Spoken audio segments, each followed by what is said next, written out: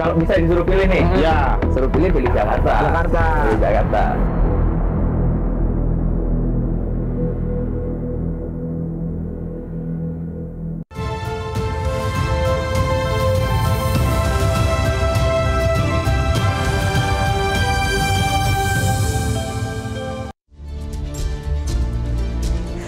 Halo, selamat malam pemirsa. Mahkamah Agung mengabulkan uji materi pasal yang mengatur batas usia kandidat kepala daerah minimal 30 tahun untuk calon gubernur terhitung sejak pelantikan paslon terpilih.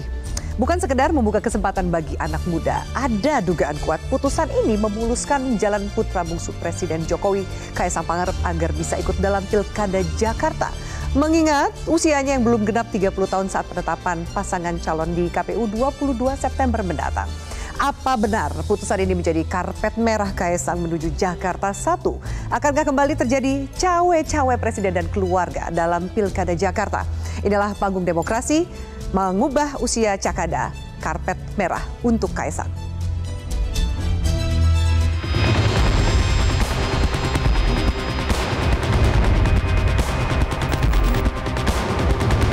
Putusan Mahkamah Agung nomor 23P/HUM/2024 yang mengubah frasa batas usia calon gubernur dan wakil gubernur pada pemilihan kepala daerah 2024 menuai kontroversi karena dinilai menyalahi prosedur dan bermuatan politis. Saya tanya, kok 30? Ya? Kok wali kota 25 misalnya? Kok enggak 17 tahun sekalian? Kok enggak 18 tahun sekalian? Ya? Kok enggak 20 tahun sekalian? Ini yang saya kira sebagai schooling politik untuk kita, sehingga subjektivitas keputusan itu menjadi hal yang tidak menjadi gunjingan publik. Putusan Mahkamah Agung bagus, membolehkan anak muda maju pilkada, tapi pastikan itu anak muda yang berkualitas, berintegritas, dan memang siap mengikuti kaderisasi, jangan yang instan. Sekarang udah bisa Pak, tadi saya bilang, udah bisa Pak. Iya tuh siapa yang katanya gitu, yang apa itu, yang gugat gitu ya, gitu. Sekarang udah boleh Pak, gugat, jangan Pak Jul. Putusan MA tentang usia minimal calon gubernur dan calon wakil gubernur menjadi 30 tahun pada saat pelantikan diduga kuat akan bisa meloloskan putra Presiden Joko Widodo Kaisang Pangarep untuk maju di Pilkada Jakarta. Tidak ada komunikasi sama sekali dengan PSI terkait dengan masalah ini. Mengajukan gugatan itu kepentingannya pastinya untuk mengakomodir kepentingan anak-anak muda. Jadi memang ini agak aneh ya Mahkamah Agung ini menurut saya, karena dia salah satu pertimbangan hukumnya itu adalah ketika dia menyatakan ada ketidakpastian hukum dan ketidakadilan sebab KPU ini pernah menerbitkan aturan yang berbeda. Ini kan kemudian dikaitkan dengan Kaisang. Apakah itu mengada-ngada? Tidak juga, karena kebetulan perubahan aturan kalau memang PKPU nanti akan menyesuaikan keputusan MA itu hanya menguntungkan orang yang lahir katakanlah setelah 22 September 94 sampai akhir Desember 94, katakanlah seperti itu. Mas Kaisang kebetulan lahirnya 25 Desember 94. Itu yang menyebabkan kecurigaan menjadi muncul. Bola panas kini berada di ranah KPU. Terkait apakah putusan MA tentang batas minimal calon kepala daerah akan diterapkan pada Pilkada 2024 ini atau pada Pilkada 5 tahun mendatang. Terlebih dengan isu akan diusungnya Kaisang Pangarep di Pilkada Jakarta.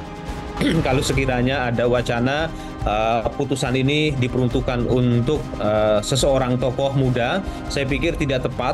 Amar putusannya itu tidak menyebutkan nama seseorang, itu sifatnya umum.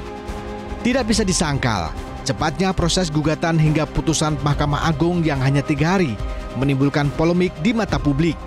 Kini warga Jakarta lah yang menjadi kunci dalam gelaran Pilkada 2024. Karena bukan tidak mungkin jika Kaisang Pangarep benar-benar maju di Pilgub Jakarta, pola dan jalur instan politik sang kakak Gibran Raka Buming Raka pada Pilpres lalu akan terulang pada Pilkada Jakarta. Demi memuluskan putra bungsu Presiden Joko Widodo Kaisang Pangarep menjadi penguasa Jakarta. Tim Liputan Metro TV. Dan pemirsa, untuk membahasnya telah hadir di studio Sekjen DPP Partai Garuda, Yohana Murtika. Mbak Yohana, selamat malam. Selamat malam Mbak Afi. Dan kemudian jubir pemenangan Pilkada PDIP, Ciko Hakim. Halo Mas Ciko, selamat malam. Malam. Dan hadir juga pakar hukum tata negara, Ferry Amsari. Mas Ferry, halo. Malam, terima kasih. Dan pemirsa bergabung dari sambungan Zoom ada sosiolog Oki Madasari dan juga Ketua Umum Prabowo Mania 08, Immanuel Ebenezer. Mbak Oki, Mbak Noel, halo, selamat malam. Halo, selamat malam. Ya, baik. Teman-teman, terima kasih sudah bergabung dalam Panggung Demokrasi pada malam hari ini. Pertanyaan pertama saya tujukan kepada Mbak Yohana terlebih dahulu. Ini banyak banget pertanyaan dan juga mungkin rasa kekhawatiran apakah ini untuk perorangan atau tidak, Mbak Yohana. Kita sama-sama melihat ya apa yang kemudian menjadi pro dan kontra. Di mana ada pasal 4 ayat 1 huruf D di PKPU RI nomor 9 tahun 2020. Kita simak bersama. Ya, ini adalah isi putusan dari Mahkamah Agung. Kurang lebih berusia paling rendah 30 tahun untuk calon gubernur dan wakil gubernur dan 25 tahun untuk calon bupati dan wakil bupati atau calon wali kota dan wakil wali kota terhitung sejak pelantikan pasangan calon terpilih. Mbak Yohana, banyak yang bertanya apa urgensinya sih, kenapa nggak pas penetapan pendaftaran, kenapa harus pada saat pelantikan bukan penetapan paslon? Apa yang mendorong Partai Garuda melakukan uji materi ini? Oke. Baik, terima kasih Mbak Afi. Sebelumnya saya ingin bercerita sedikit histori terkait Partai Garuda ini. Awal Partai Garuda ini berdiri memang didirikan oleh sekelompok anak muda. Yang dimana mayoritas kadernya 80% itu adalah anak-anak muda. Bukan hanya kader, tapi pengurus DPP-nya sendiri pun bahkan 90%-nya anak-anak muda. Gitu. Jadi dari tahun 2015 sampai dengan hari ini isu anak muda itu menjadi menjadi hal yang fundamental yang harus kita perjuangkan hari ini. Bukan hanya putusan MA, tapi kemarin kita juga sudah perjuangkan terkait batas usia ini. Gitu. Yang di MK juga Garuda masuk ya, bersama PSI ya. Nah ini kenapa sih urgensinya? Karena bagi kami di PKPU itu bertentangan dengan Undang-Undang Nomor 10 Tahun 2016 yang dimana di dalam Undang-Undang Nomor 10 itu menyebutkan hanya usia. Namun di PKPU nomor 9 tahun 2020 itu disebutkan bahwa berusia 30 tahun pada saat ditetapkannya. Ini bagi kita sangat bertentangan dengan norma hukum yang ada gitu. Maka dari itu kami mengajukan kepada MA untuk bagaimana bisa frasa ini dikembalikan kepada asalnya, yaitu Apakah yang dituju oleh rekan-rekan di Partai Garuda adalah usia 30 pada saat pelantikan? Yes, betul. Jadi kita pengen bahwa ini kalau penetapan ini bagi kami sangat mendiskriminasi kami, bahwa kami yang usianya belum 30 tahun hanya karena batasan itu kami nggak bisa maju ke dalam proses pilkada ini. Gitu. Ada rasa pesanan dalam uji materi yang diajukan oleh Partai Garuda menyasar ke perorangan. Nama Kaisang muncul gitu. Bagaimana Anda melihatnya? Kalau saya rasa enggak ya, gitu. Karena kalau dari Partai Garuda sendiri sudah jelas dari pengurus kami bahwa di tahun periode 2019 kemarin ada pengurus kita yang berusia 19 tahun. Bahkan di Papua, ketua DPD kita yang hari ini sudah menjadi ketua DPD Papua Pegunungan, pada saat dia mencalonkan diri sebagai anggota legislatif, usianya 25 tahun.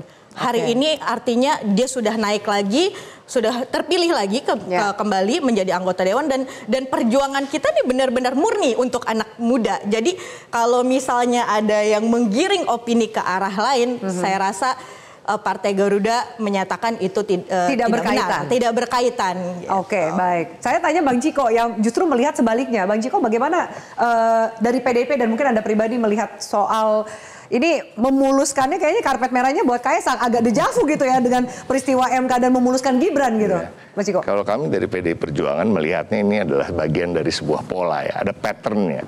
Ada patternnya. Ini udah jadi pattern ya? Udah jadi pattern dari keluarga tertentu yang menguasai menjadi pimpinan di negeri ini, ya kan? Pattern untuk mengubah aturan-aturan untuk kepentingan keluarga tersebut. Ya, kalau kita bicara ada pattern pertama adalah ketika muncul wacana 3 periode, ya kan, yang disuarakan begitu banyak, akhirnya batal karena memang ada suara-suara sumbang dan ketika disurvei mungkin juga publik tidak menyetujui secara mayoritas. Kemudian juga ada putusan MK nomor 90 ya. Kami tidak mau menyentuh siapa yang mengajukan dan lain-lain, tapi kami melihat ada pattern, ada pola ya. Dan pola yang sama dilakukan di putusan MA ini. Dan kalau bicara soal anak muda, kenapa nggak sekaligus saja dibicarakan untuk 25 tahun misalnya gubernur, atau 21 tahun seperti pemilihan-pemilihan yang lain, atau 17 tahun ketika sudah punya KTP, ya kan, sudah boleh memilih dan sudah boleh dipilih. Kalau kita bicara anak muda, kenapa harus anak muda yang spesifik lahir tahun 94 tadi disampaikan oleh Yunarto dan juga saya sampaikan di beberapa acara televisi yang tanggal lahir dan bulan lahirnya itu sekitaran 3 bulanan lah gitu ya. Tetapi kembali lagi kalau kita mau bicara pelantikan itu pun belum ditentukan tanggalnya sampai hari ini. Nah ini yang kita tunggu-tunggu juga. Jadi bukankah nggak ada kepastian hukumnya tuh kalau pelantikannya juga belum tanggal pelantikan ya, kalau correct me if I'm wrong Om Ferry ya. Jadi ini kan aneh ya. Jadi kita tunggu-tunggu nih tanggal pelantikannya sesuai dengan ulang tahunnya siapa kan gitu ya. Tetapi kembali lagi, apakah ini memastikan bahwa Kaisang akan maju? Belum tentu. Belum tentu itu kan bisa dilihat dari sini, dari hasil survei ya kan, hasil dari testing the water. Pak Sufmi Dasko memposting Budi dan Kaisang ya kan, gimana respon netizen, gimana komentar-komentar di bawah postingan IG itu ya kan. Nah hal-hal ini sebut, jadi jangan juga ini nanti dijadikan senjata ketika Kaisang tidak mencalonkan ya kan. Tapi kan bisa bicara ya kan, mungkin karena hasil surveinya buruk ya kan, mungkin juga respon dari masyarakat nggak positif kan, itu aja. Tapi kita melihat pola politik itu kan pola ya, politik itu tidak ada yang tidak by design, everything is by design ya kan. Apakah Partai Garuda termasuk dari bagian konspirasi di sana? Polanya ada loh, di dua pola ini Partai Garuda ada loh. Partai Garuda yang paling tahu ya kan. Tetapi tadi argumentasinya Mbak Yohana jujur saja memang cukup masuk akal, memang banyak anak muda di situ. Tapi kalau bisa ditanya anak muda yang lahir bulan September, Oktober, November, Desember lahir di tahun 94 ada berapa di Partai Garuda yang kira-kira ingin mencalonkan diri? Ini kan bisa kita cari ya. Bahkan menurut saya putusan MA ini lebih spesifik lagi, bisa kita duga, patut kita duga khusus untuk Kaisang lebih spesifik dibandingkan putusan MK yang kata-katanya adalah di bawah 40 tahun bisa jadi kepala daerah, karena ada berapa puluh kepala daerah yang usianya ini udah diikat di pelantikannya, pelantikannya umur 30 gitu ya. Belum ada tanggalnya ini. Jadi menurut saya apakah putusan ini secara hukum legal dan lain-lain, mungkin rekan saya Bang Ferry saya sebelum ke Mbak Oki dan Bang Noel, saya ke Mas Ferry dulu. Banyak pertanyaan ini sebenarnya gimana mengingat bahwa tanggal pelantikan juga belum ada. Apakah termasuk juga soal kewenangan, apakah ini MA? Bagaimana kepastian hukum yang mesti dipegang, menjadi pegangan penyelenggara? Ya, pertama dengan segala hormat ke teman-teman di Partai Garuda ya. Tapi kalau menggunakan perasaan Partai Garuda memang sudah tidak tepat lagi. Karena perasaan yang sama kan juga pernah disampaikan ketika putusan 90 ya. Ini soal anak muda dan segala macamnya. Padahal faktanya yang menggunakan putusan 90 di Mahkamah Konstitusi cuma satu orang di muka bumi ini. Nggak ada calon presiden yang lain gitu ya. Cuman yang namanya Mas Gibran. Nah hari ini ketika bicara perasaan soal anak muda itu kembali terulang, ya kita akan merasakan deja vu-nya ya. Semua prosesnya hampir mirip, hanya institusi yang dipakai berbeda. Karena tidak mungkin lagi Mahkamah Konstitusi karena sudah terlanjur jelek namanya kan gitu ya. Nah, tapi saya mau mengatakan ini bukan soal anak muda, ini bukan karena ingin menghalang-halangi anak muda. Tapi memang di dalam pemilu itu ada pembatasan-pembatasan yang disepakati bersama oleh peserta pemilu. Kalau sudah sepakat ya udah jalankan. Dan perlu diingat bahwa di dunia, di dalam sistem pemilu itu ada yang dikenal dengan partial principles namanya. Partial principles itu adalah cerita pelarangan mengubah aturan main pemilu di saat pemilu sudah dekat. Karena kalau mengubah-ubah sudah dekat, pasti saja ada kepentingannya.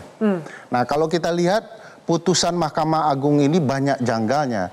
Satu, selain dekat dengan tanggal pemilu, berapa bulan, 5 bulanan tinggal diubah begitu. Aneh kalau tidak ada sensitivitas hakim. Kecuali hakim mengatakan ini dipakai untuk periode berikutnya. Kalau ini udah ketahuan belum dipakainya untuk periode kapan? Ya sekarang. Karena ini bisa tidak langsung bisa dieksekusi oleh penyelenggara. Langsung bisa dieksekusi. Harus diingat loh, waktu putusan 90 orang mendorong mari gunakan untuk periode berikutnya supaya fair. Tapi KPU beralasan yang sama. Katanya final and binding, jadi kami hanya melaksanakan. Saya yakin alasan yang sama akan digunakan KPU juga. Kedua, problematika putusan ini adalah karena ini pengujian PKPU terhadap undang-undang, maksudnya adalah apakah PKPU itu isinya sesuai dengan undang-undang? Faktanya sesuai isinya. Lalu kenapa kemudian ditafsirkan berbeda oleh Mahkamah Agung? Kepada siapa Mahkamah Agung berpedoman? Kepada undang-undang atau kepada kepentingan politik? Nah, saya mencurigai bahwa putusan-putusan semacam ini selalu berujung kepada keinginan dan kepentingan politik dibandingkan kepentingan ingin melindungi pemilu. Oke, baik. Saya akan tanya ke Mbak Oki. Mbak Oki, lebih jauhnya tanggapan Anda lebih jauh Mbak Oki, termasuk juga pola ya. Ada yang bilang ini dejavu, bahkan satir dari netizen aja mengatakan MK tuh mahkamah kakak gitu, MA mahkamah adik gitu. Tanggapan Mbak Oki lebih jauh, nanti juga bisa ditanggapi lebih jauh oleh Bang Noel. Silakan Mbak Oki. Ya, kita bisa lihat sejak putusan MA kembali ada pengulangan upaya manipulasi informasi. Ini yang sedang dilakukan dari segala arah. Manipulasi informasi di sini adalah dengan mengatakan bahwa putusan MA ini akan menguntungkan anak muda. Padahal kita benar-benar bisa baca bahwa tidak ada perubahan aturan usia di situ. Usianya tetap 30 tahun. Yang diubah adalah dari pencalonan ke pelantikan. Lalu kita bisa lihat kembali, jadi berapa anak muda yang diuntungkan dengan itu kan? Berapa orang calon yang hendak ikut mencalonkan diri, tapi usianya hanya kurang beberapa bulan saja dari masa pemilihan. Hanya satu, hanya Kaesang. Jadi misinformasi ini, upaya manipulasi informasi ini yang sedang berusaha untuk dibangun oleh banyak orang dengan mengatasnamakan anak muda. Dan ini jelas pola yang dilakukan sama persis ketika kita melihat kembali putusan MK yang meloloskan Gibran. Lalu yang kedua, jika nanti kita bisa melihat atau semakin banyak bukti-bukti yang memperkuat bahwa aturan putusan MA ini dibuat untuk meloloskan kepentingan Kaesang, maka jelas ini kita tahu bahwa ini adalah lagi-lagi bentuk abuse of power. Ini adalah bagian dari upaya seseorang memanfaatkan posisi, kekuasaan untuk mengambil keuntungan atas putusan-putusan yang tidak adil. Nah, jika memang ini nanti terbukti abuse of power itu bentuk kriminal gitu. Kita tahu kalau di Amerika gitu ada skandal Watergate itu kan ada dugaan abuse of power sehingga ada rencana untuk melakukan impeachment, tapi kemudian presidennya resign sebelum impeachment itu dilakukan. Nah, jadi ini betul-betul bisa kita lihat dari sisi itu. Lalu yang terakhir nih, kita bisa melihat salah satu pola yang selalu dilakukan oleh Presiden Jokowi sejak awal berkuasa itu adalah legal misuse of power. Jadi ada upaya penyalahgunaan kekuasaan dengan menggunakan piranti hukum yang sah. Jadi semuanya seolah-olah legal, semuanya seolah-olah sesuai aturan, tapi ini dilakukan semata-mata untuk melanggengkan kekuasaan. Tentu contohnya sudah banyak kita bahas. Ya. Baik, Bang Noel, saya minta tanggapan Anda, penjelasan dari Mas Ferry dan juga Mbak Oki tadi. Karena Anda mengatakan sempat, udahlah ini jangan sampai terjadi cocokologi. Padahal nggak buat Kaesang ini, buat anak muda, dan ini sebenarnya berita yang bagus. Lebih jauh tanggapan Anda, Bang Noel. Saya melihatnya ada ketakutan ya dari sebuah partai yang kalah kemarin dengan hadirnya Mas Kaesang di kontestasi politik pilkada. Nah, kemudian dikait-kaitkanlah dengan putusan MA terkait perubahan frasa ya, yang tadinya umur 30 sekarang dilantik saat umur 30. Sebetulnya ini kan keputusan yang sebetulnya ya bisa dikatakan sebuah kemenangan anak-anak muda dalam merespon keputusan ini, malah menjadi sebuah momok atau ketakutan. Toh pertandingan itu nanti juga mekanismenya kan mekanisme pemilu, lantas diserahkan ke rakyat, kenapa harus ditakutkan? Atau jangan-jangan memang sudah tidak punya kemampuan untuk memenangkan kontestasi ke depan. Kalau kita kan punya hak anak muda secara konstitusi, kenapa harus dibatasi? Kalau dibilang manipulatif, abuse of power dan sebagainya, manipulatifnya di mana gitu loh. Justru saya melihat ada semacam paranoid paranoid, ketakutan para politisi tua ini dengan hadirnya anak muda.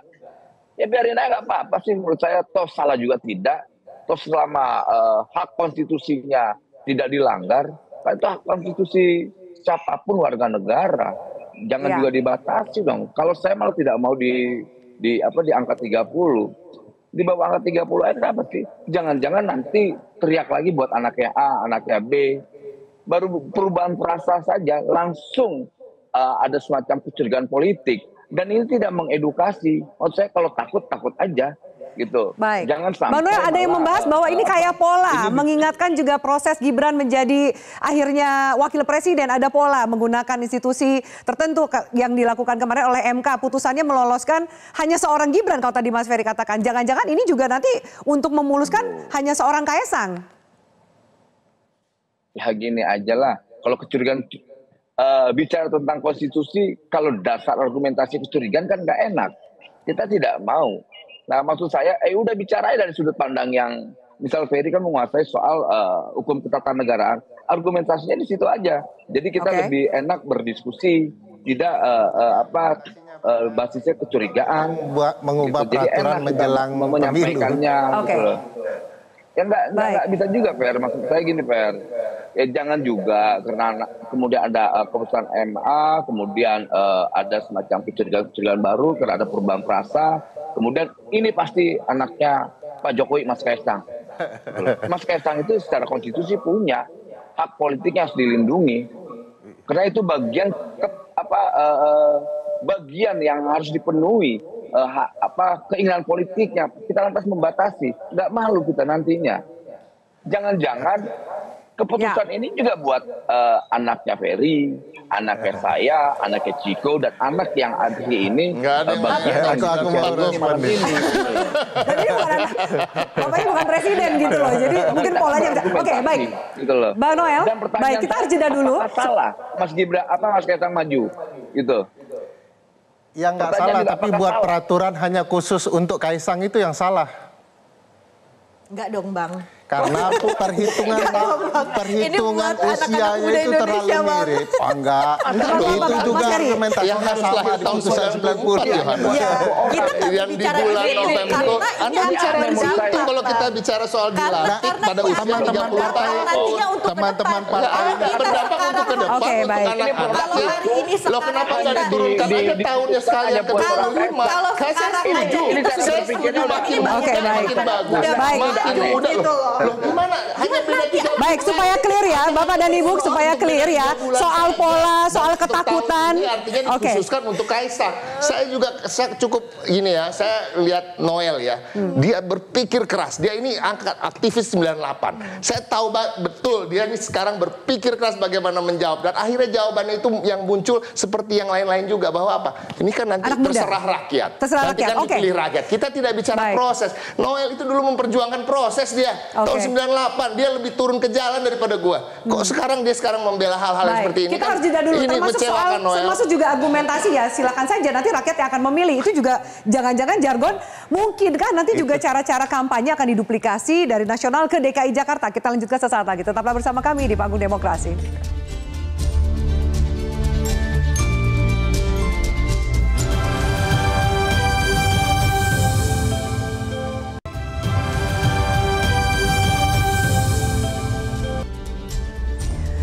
Baik, bersama kami lanjutkan. Mas Ferry, tadi kan sempat ini ya bertumpuk gitu ya argumentasinya. Mas Ferry, tolong dijelaskan lebih jauh. Tadi ada satu soal ketakutan, soal nggak ada pola-pola itu. Ini kan buat anak muda gitu. Tanggapan Anda, Mas Ferry? Ya, saya bukan sekedar takut, sangat takut.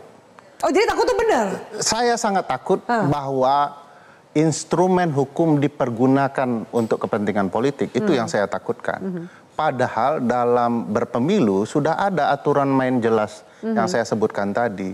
Tidak wajar aturan itu di tengah jalan, bahkan dalam hitungan, ya kalau kita lihat proses sekarang, teman-teman calon independen sudah diverifikasi nih. Jadi ketika teman-teman independen sedang diverifikasi, aturan main itu diubah. Jadi tidak masuk akal, ini bicara soal kepentingan. Sekali lagi kita sedang disuguhkan ya film yang sama terkait dengan pola kecurangan pemilu. Salah satu dalam teori kecurangan pemilu dan itu banyak terjadi di berbagai negara adalah memanipulasi aturan untuk kepentingan politik dan itu terjadi lagi. Jadi bagi saya kenapa ini bisa terjadi lagi? Karena mungkin yang sebelumnya dianggap sukses? Ya, karena dianggap sukses, kepentingannya juga masih sama dan juga mungkin orang yang memikirkan strateginya masih orang yang sama. Karena dianggap berhasil itu. Oleh karena itu diupayakan sedemikian rupa. Tapi tetap segala kejahatan itu menimbulkan kejanggalan-kejanggalan. Harus diingat aturan utamanya itu ada di Undang-Undang 10 2016. Dan eksplisit di sana disebutkan hal itu. Sayangnya Mahkamah Agung kan tidak boleh mengubah undang-undang. Karena itu tugas Mahkamah Konstitusi. Nah, kita kepikiran kenapa tidak dimainkan ke MK? Ya karena semua mata dan perasaan melihat MK sebagai peran paman di sana. Tidak mungkin diulang lagi. Oleh karena itu permainan dialihkan ke MA yang ternyata juga meninggalkan berbagai masalah. Menurut saya cara MK menafsirkan PKPU menjadi penafsiran undang-undang sudah salah konsep. Lalu keputusan ini tidak mempertimbangkan betapa dekatnya pemilu juga sudah salah. Dan kita akan melihat bagaimana nanti kalaupun hakim saat ini dilaporkan ke KY, terbukti berbagai hal dan kesalahan, saya yakin juga tidak akan dihukum berat-berat seperti di Mahkamah Konstitusi. Tapi ini berarti tetap akan jalan terus karena sudah jadi putusan. Lalu celahnya di mana? Logikanya sama, KPU akan mengatakan Mbak Afi bahwa ini sudah putusan pengadilan. Tugas kami melaksanakan putusan pengadilan. Apalagi barusan KPU dapat penghargaan kan dari Kemenpan RB, padahal kekacauan sudah terlihat di depan mata, tapi dapat penghargaan. Nah, untuk prestasi-prestasi yang gagal itulah KPU mungkin akan mengulangi hal yang sama. Oke, Mbak Yohana tadi sempat memberikan argumentasi bahwa nggak ada, ini sebenarnya ruhnya adalah semangat anak muda untuk maju dan menjadi pemimpin daerah gitu. Seperti yang disampaikan tadi sama Bang Ferry, sangat nggak setuju banget. Kenapa ke MA? Ya karena menurut kita MA juga jadi tempat yang tepat untuk bagi kita mengajukan uji material. Yang dimana yang kita ajukan ini kan adalah peraturan, bukan undang-undang. Tapi kenapa jadi nggak ke peraturan MK, Mbak? terhadap undang-undang itu tempatnya memang di MA gitu. Jadi nggak ada yang salah bagi kita gitu. Saya benahi dulu. Konsepnya sudah salah nih. Yang kita uji materialkan adalah peraturan KPU nomor 9 tahun 2020 yang dimana frasanya itu terdapat bahwa usia 30 setelah penetapan. Nah, Undang-Undang nomor 10 itu disebutkan bahwa hanya berusia 30. Nah, ini yang mau kita clearkan gitu loh. Didetailkan lebih jauh. Didetailkan lagi gitu. Jadi interupsi nih bahwa undang-undang itu juga peraturan. Yang saya permasalahkan itu begini. Peraturan di bawah undang-undang mau disinkronkan dengan undang-undang itu tugas Mahkamah Agung memang. Masalahnya begini, undang-undang dan PKPU itu sudah sinkron. Apa masalahnya? Tapi tetap peraturan itu di bawah undang-undang. Tidak sama, Abang. Tidak sama, Abang. Nah, ini gawat. Sudah gawat di cara berpikir hukumnya. Bahwa peraturan di bawah undang-undang itu mau disinkron dengan undang-undang, mau diuji di MK. Kalau dia sudah sinkron, ngapain lagi? Ya, ini makanya kita ini sudah sinkron. Iya, makanya kita ini mau menegaskan. Apa yang mau ditegaskan? 30-nya yang mana gitu? Iya. Penetapan atau pelantikan? Iya. Itu yang coba dikejar oleh teman-teman di Partai Garuda. Jadi kita mau mengembalikan. Karena undang-undang sebelumnya ini berbunyinya seperti ini loh. Jadi kita mau mengembalikan kalau bagaimana undang-undang sebelumnya nggak bisa diuji di Mahkamah Agung. Yang mau diuji itu adalah peraturan sekarang dengan undang-undang sekarang. Jadi begini. Jadi menurut saya perlu paham juga konsep di Mahkamah Agung. Ya, jadi begini Bang. Jadi hari ini adalah jangan sampai putusan MA ini benar yang dikatakan Bang Noel jadi menakut-nakuti anak muda. Anak-anak harusnya ini angin segar anak muda kok. Ya, karena orang berpikir bahwa ternyata putusan ini untuk suatu kepentingan tertentu. Padahal kita memperjuangkan Oke, baik. Harusnya nanti kita buktikan. Seharusnya kita jangan terpacu. Oke, baik. Baik, Ciko gimana? Tapi kita harus munculkan figur-figur anak muda yang terhadap orang yang sedang majukan agar kita. Oke, baik. Satu-satu supaya penjelasannya terdengar dengan pemirsa. Ya, nanti kan kita buka. Siapa? Siapa? Kita masih berproses yang 2 bulan hanya dicari yang usianya 2 bulan rentangnya. Agustus. Hanya 2 bulan rentang yang dicari dari putusan itu. Oke, baik. Jauh-jauh pergi ke MA hanya untuk mencari anak muda yang usianya. Baik, saya akan lempar ke Mbak Oki. Mbak Oki lebih jauh. Ini perdebatannya sangat sengit dan kemudian juga kita melihat ini yang ditakut-takuti siapa, yang merasa diuntungkan siapa. Bagaimana Anda melihat bahwa kesempatan ini memang untuk anak muda atau hanya satu anak muda? Iya, tadi ketika Bang Noel bilang nih karena ada yang ketakutan sama seperti Bang Ferry, saya langsung sangat takut memang. Tapi bukan takut pada Kaesang, Bang. Kita sama sekali tidak takut pada Kaesang. Kita takut pada kekuasaan eksekutif, kekuasaan yudikatif yang sedang bersekongkol untuk melanggengkan kekuasaan. Ketika eksekutif yudikatif itu bersekongkol, kerusakannya sangat parah. Nggak ada check and balance. Nanti demokrasi Indonesia sudah rusak. Dan yang kita pelajari juga ketika putusan MK berlalu begitu saja berhasil mengabulkan Gibran tanpa ada konsekuensi, bahkan Gibran menang, ini tanpa menunggu waktu terlalu lama, diulang dengan putusan MA. Artinya ini telah jadi presiden. Orang akan menganggap hal-hal seperti ini menjadi hal yang biasa, akan diulang kembali di masa berikutnya, toh nggak ada konsekuensi, dan persekongkolan antara eksekutif yudikatif terus berjalan. Ini yang kita takutkan. Kalau tadi dibilang nanti malulah dengan segala upaya ini, ya kita justru mencegah agar bangsa ini menjadi lebih malu di masa depan, akibat dari pembiaran-pembiaran, akibat dari segala manipulasi dan penyalahgunaan kekuasaan ini. Bagaimana publik melihat ini menurut Anda? Ada yang mengatakan kan, lihat silakan saja kan yang memilih adalah rakyat. Apakah kemudian rakyat akan mengikuti argumentasi yang mana yang akan diikuti oleh masyarakat lebih luasnya? Mbak Oki, menurut Anda? Ya, kalau kita lihat pendapat publik artinya kan memang mereka yang bersuara lewat media sosial, lewat media massa, lewat platform-platform yang memungkinkan. Kita lihat mereka paham, mereka bisa tahu bahwa anak muda mana sih yang diuntungkan ketika jelas-jelas aturannya tetap usia 30 tahun tapi mundur ke setelah pelantikan. Jadi betul-betul argumen yang menggunakan anak muda di sini saya pikir sudah basi ya, Bang Noel dan Mbak dari Partai Garuda harus move on lah ke cari argumentasi lain gitu. Jadi sudah clear bahwa hanya ada satu anak muda yang hanya kurang beberapa bulan saja usianya menuju 30 tahun.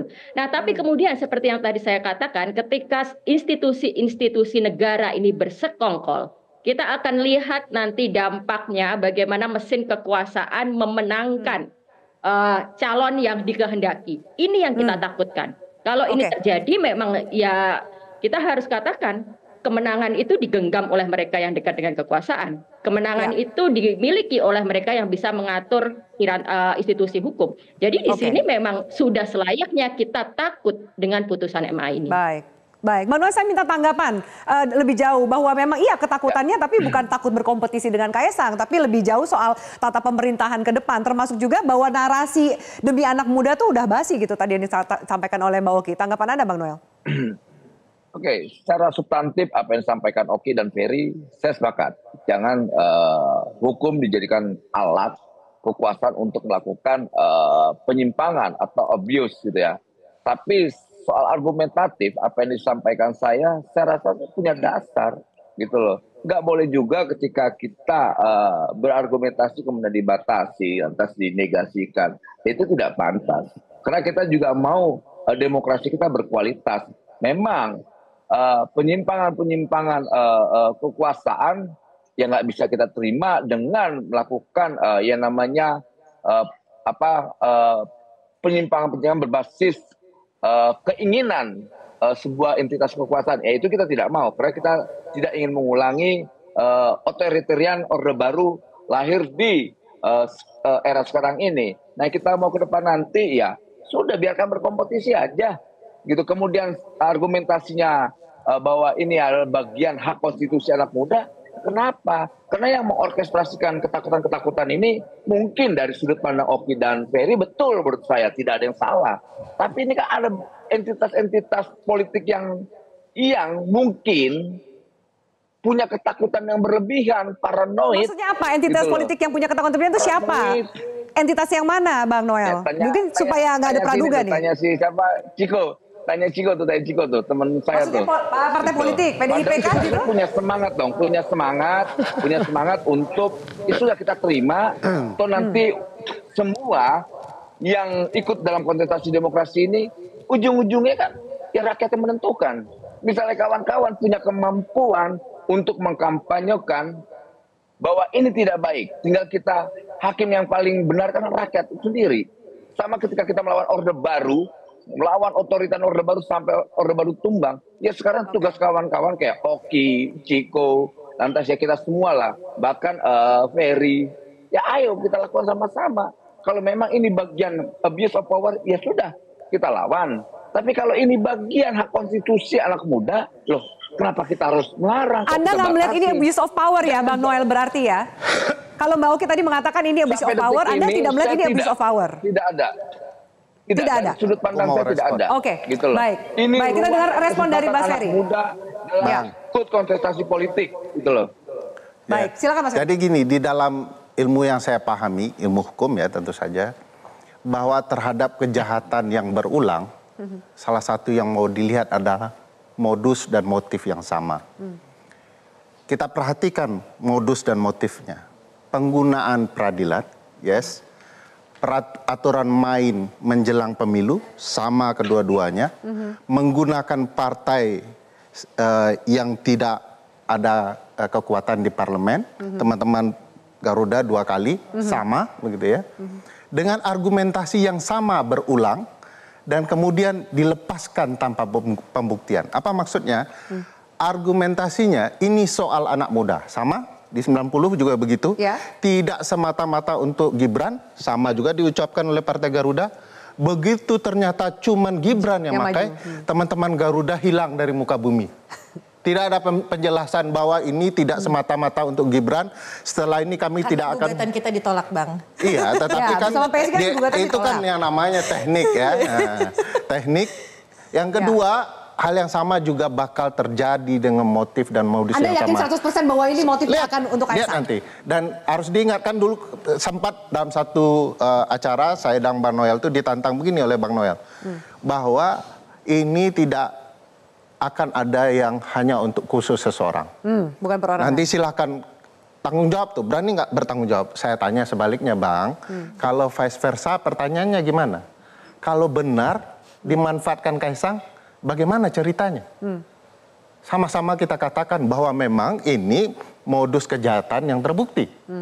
Kalau modusnya terbukti, kejahatannya terbukti dong. Nah, ingat modus yang sama juga terjadi. Di saat Gibran dulu, Pak Presiden kita yang mulia mengatakan belum cocok, belum waktunya Gibran. Ya. Begitu jadi, dia bilang tugas orang tua hanya mendukung. Alasannya sama kan berulang? Alasannya sama juga barusan terjadi. Pak Presiden yang mulia mengatakan belum waktunya Kaisang. Ya. Nanti baru pada tanggal 27 Agustus, lalu diumumkan tanggal 27 Oktober, barulah Presiden akan mengulang bahwa tugas orang tua yang baik adalah mendukungan. Ya. Jadi ini modusnya sudah dengan memperpanjang bansos sampai Desember. Oke, itu ada kaitannya. Baik, soal bansos sampai Desember dan lain-lain kita akan bahas lebih jauh, termasuk juga jika Kaisang maju Pilkada Jakarta, apakah juga akan digunakan pola kampanye termasuk cawe-cawe saat pemenangan Pilpres Gibran Prabowo? Apakah ini jadi Nepo Baby jilid 2? Usai jeda, tetaplah bersama kami.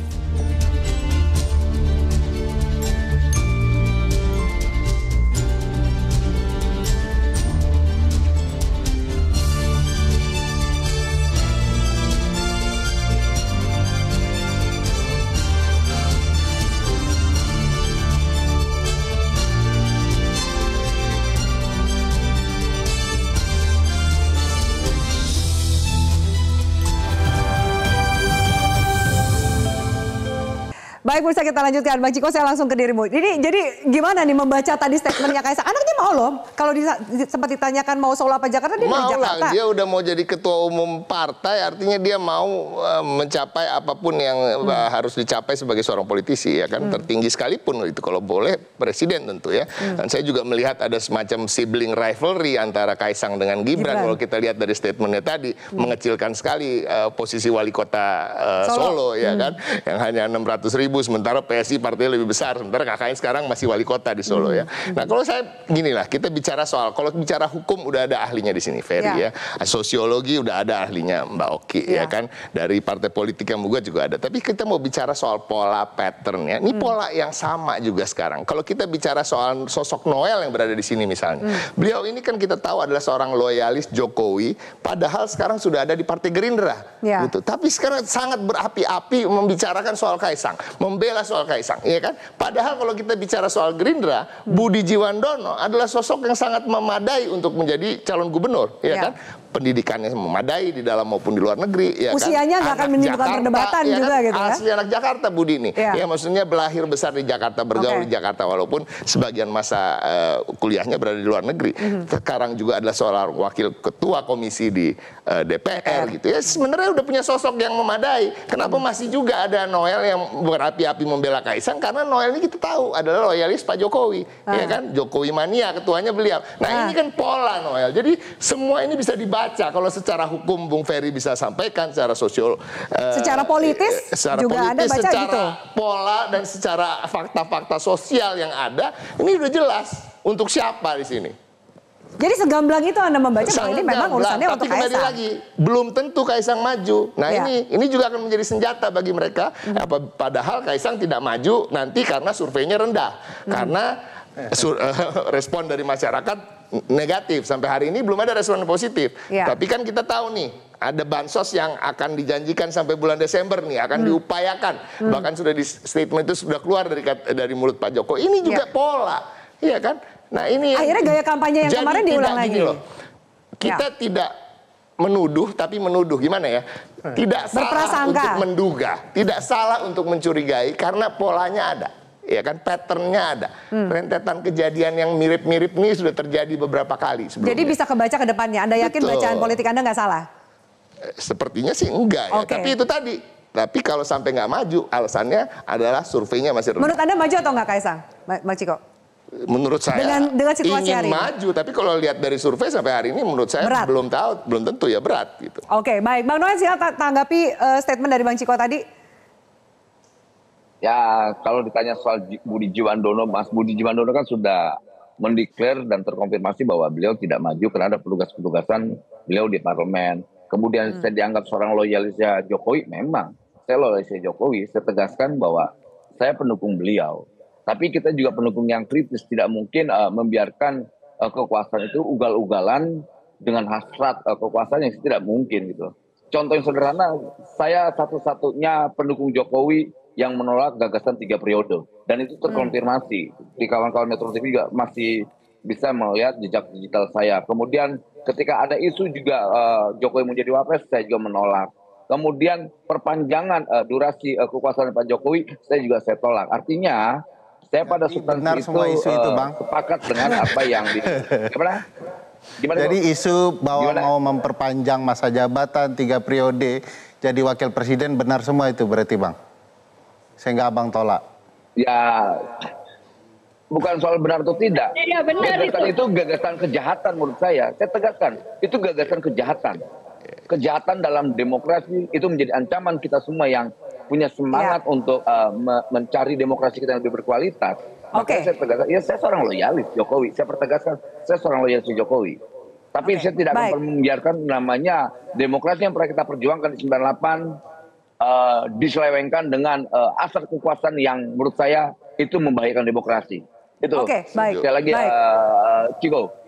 Merdeka. Baik, Mbak Oki saya minta tanggapan lebih jauh. Anda yakin dengan statement dari Bang Noel dan juga beberapa pihak yang memang memiliki argumentasi yang sama, nggak akan mereka akan merelakan gitu demokrasi yang sudah dibangun sampai hari ini bisa hancur perjuangan reformasinya? Saya sedikit terpukau dengan Bang Noel yang masih meyakinkan diri loyalis Pak Jokowi, padahal sebentar lagi Pak Jokowi sudah akan resign, outgoing presiden. Dan terus diulang-ulang bahwa ini adalah loyalis Jokowi. Oke. Nah, tapi ya dan ini menarik gitu loh. Termasuk tadi ketika ada celetukan berarti benar dong dulu ada usulan 3 periode dan sebagainya itu yang nggak usah dibahas ya. Itu hanya sekedar menggarisbawahi pembicaraan Bang Noel.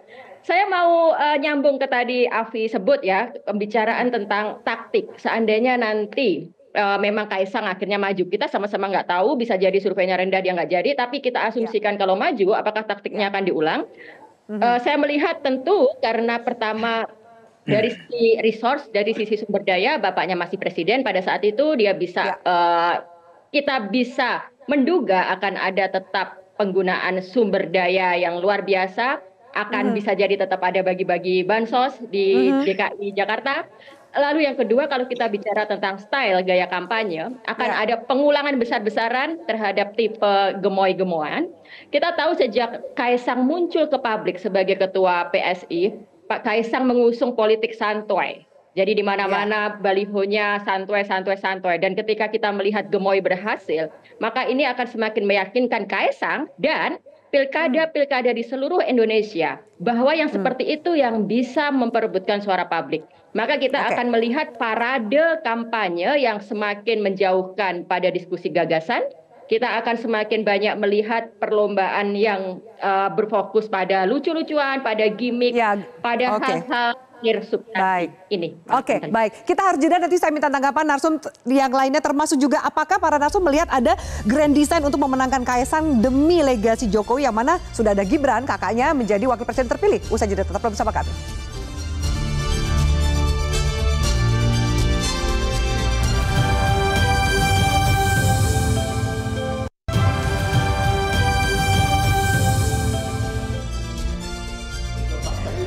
Oke, baik, lebih lanjut. Ada statement terbaru dari Zulkifli Hasan yang mengatakan Pak Presiden justru tidak membiarkan Kaisang untuk maju di Pilgub Jakarta gitu.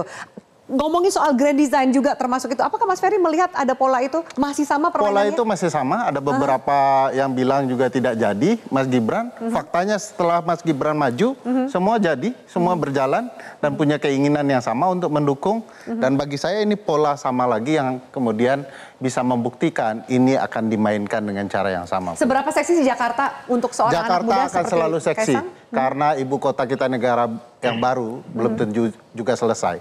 Itu sebabnya Jakarta akan dikuatkan dengan barisan Jokowi, di mana wakil presiden akan menjadi penanggung jawab aglomerasi dan adiknya yang menentukan Jakarta sebagai sentral dari kekuasaan aglomerasi. Jadi nggak putus ya estafet pemerintahannya itu bisa berlanjut dari Mbak Yohana. Sekali lagi ini bicara soal Jokowi dan keluarganya. Anda mau membahas lebih jauh, membalas mungkin? Ya. Kalau dibicarakan ini grand design justru tidak ya. Karena yang saya lihat dari munculnya pasca putusan MA ini, orang-orang tuh tidak melihat daripada substansinya apa sih Partai Garuda ini untuk mengajukan gugatan ini terus dikaitkan dengan salah satu orang gitu. Tapi tolong coba dicek kembali ke kaminya Partai Garuda, apakah ia benar untuk mendorong kepentingan anak-anak muda atau tidak. Karena kalau terus-terus dikaitkan, anak-anak muda ini justru mempengaruhi anak-anak muda menjadi apatis dan tidak mau tahu. Itu justru bagi saya. Jadi kembali lagi kepada substansinya apa, untuk apa kita mengajukan gugatan ini. Demikian. Baik. PDIP. Seperti sudah saya sampaikan tadi, karena ada pola-pola dari sebelumnya, 3 periode perpanjang masa jabatan, begitu juga putusan MK nomor 90 dan sekarang putusan MA. Jadi tidak salah bila ada yang menduga dan mayoritas masyarakat menduga bahwa ini adalah pola yang sama yang akan dilakukan untuk mengakali hukum dengan hukum, itu bahasa saya, ya kan? Dan inilah kita seperti dipaksakan untuk menerima pemimpin tanpa rekam jejak, pemimpin dengan minim pengalaman, yang dicukup-cukupkan umurnya. Nah, tapi memang ini harus kita akui, banyak sekali kisah inspiratif dari keluarga Pak Jokowi ya. Ada pedagang furniture yang bisa menjadi presiden, pedagang martabak yang bisa menjadi wakil presiden. Nah, ini sekarang pedagang pisang yang akan maju sebagai calon gubernur. Cukup inspiratif lah, ini satir ya. Jadi sekian aja mungkin dari saya. Oke, baik. Bang Noel, silakan Bang Noel. Closing statement Anda. Ya nggak apa-apa lah. Tadi saya sepakat dengan Yohana dari Partai Garuda. Kenapa sih kita tidak bicara tentang hal yang substantif? Bahwa ini semangat kita anak muda, semangat perubahan. Karena gini, bicara tentang anak muda, bicara tentang optimisme. Bicara tentang orang tua adalah bicara pesimisme. Dia bicara historis yang gagal. Kemudian ketika ada anak muda maju, ketakutan-ketakutan. Nah saya bingung kawan-kawan ini sebetulnya kan punya ngerasain bagaimana jadi anak muda. Kenapa yang dinarasikan ketakutan-ketakutan, pesimisme? Harusnya ini semangat dong, bangun narasi yang sangat optimis. Walaupun kita punya kesepakatan bahwa jangan sampai kekuasaan itu coba melakukan abuse of power. Iya, kita sepakat. Tapi pada prinsip dan substansi, Yang harus kita jaga adalah semangat kaum muda. Jangan dibatasi dong. Mereka punya hak secara konstitusional. Kalau kita bicara tentang dasar konstitusi, makanya sekali lagi anak muda maju. 2024 anak muda maju. Oke, baik. Mbak Oki, publik akan harus merespon seperti apa dengan argumentasi yang beragam ini dan mereka yang akan jadi pemilihnya? Ya, tentu kita sudah tahu publik harus memilih dengan rasional, publik harus memilih dengan melihat impact-nya ke depan. Tapi saya mau spesifik menanggapi tadi celetukan Mbak Hafi, apakah ini grand design untuk Jokowi meninggalkan legacy? Saya mau sedikit mengoreksi. Legacy adalah sebuah warisan baik. Sebuah nilai yang hendak kita wariskan dari generasi ke generasi, sebuah nilai yang hendak kita pertahankan, dan nanti kalau sejarah melihat kita bisa bangga. Nah, apa yang dilakukan Pak Jokowi sekarang, ya mohon maaf, ini kalau meminjam istilah ekonomis, rotten legacy, sebuah warisan yang busuk. Jadi semoga bisa dideteksi sebelum semakin memperparah kondisi. Baik, terima kasih banyak para narasumber debat dan diskusi kita yang luar biasa pada malam hari ini. Pemirsa, terlepas dari pro dan kontra putusan MA, harusnya memang tidak untuk memuluskan langkah politik perorangan saja. Jika niatnya untuk membuka pintu kesempatan bagi anak muda maju dalam kontestasi pilkada, perlulah dibarengi dengan kompetensi dan juga track record yang mumpuni. Ingatlah, tidak ada prestasi gemilang yang diraih dengan cara instan. Semua perlu kerja keras dan pengorbanan, bukan asal Bapak senang. Saya Firman undur diri. Selamat malam, sampai jumpa.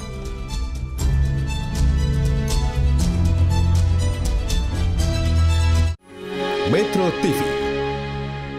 Jelajahi cara baru mendapatkan informasi. Download Metro TV Extend sekarang.